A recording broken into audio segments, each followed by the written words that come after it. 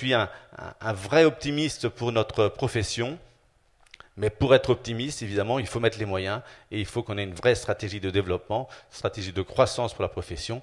Et cette stratégie de croissance pour la profession, eh bien, inévitablement, ce sera une stratégie de croissance pour nos cabinets.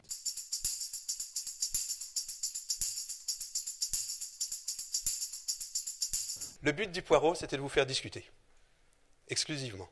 C'était de vous faire sortir de votre zone de confort, de vous amener à discuter les uns avec les autres, d'aller discuter avec tout le monde, même si c'est pour rire un peu sur ces concepts, on le dit, loufoques.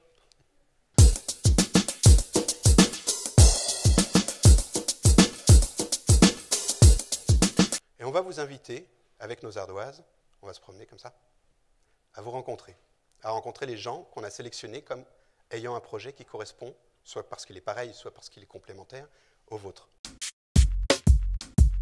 Quel est le service complémentaire que je vais t'amener à faire pour pouvoir faire 2005 ou 3000 et toujours avec la même structure. Donc c'est là le sujet, à mon avis, de la profession.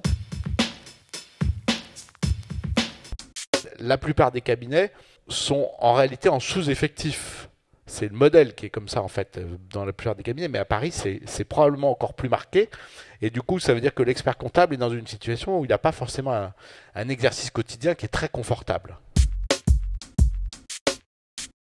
L'idée n'était pas non plus de dire, moi, en tant j'ai le savoir et grosso modo, vous allez rentrer dans mon cadre parce que je veux que ça soit celui-ci. C'est pas ça l'idée. Et ça serait une erreur de faire ça. Si nos clients veulent se vendre et qu'ils ont, de votre point de vue, un capital humain important, ça peut être drôlement intéressant de mettre dans le dossier de vente quelque chose qui montre ça. On peut avoir un cédant de très bonne foi, mais qui peut ne pas maîtriser, malheureusement, l'environnement de son cabinet. Et ça se négocie une garantie de bilan, il n'y a pas un modèle type. Enfin si, il y a deux modèles types. Il y a un modèle pro-vendeur et un modèle pro-acheteur. Quand il y a un blocage, il ne faut pas hésiter à savoir sortir du cadre et à réfléchir à d'autres sujets que celui dont on parle. On peut peut-être troquer autre chose qui nous tient moins à cœur, mais qui est très important pour le cédant. On se serait assis à la table des négociations entre techniciens, on aurait trouvé une solution admissible.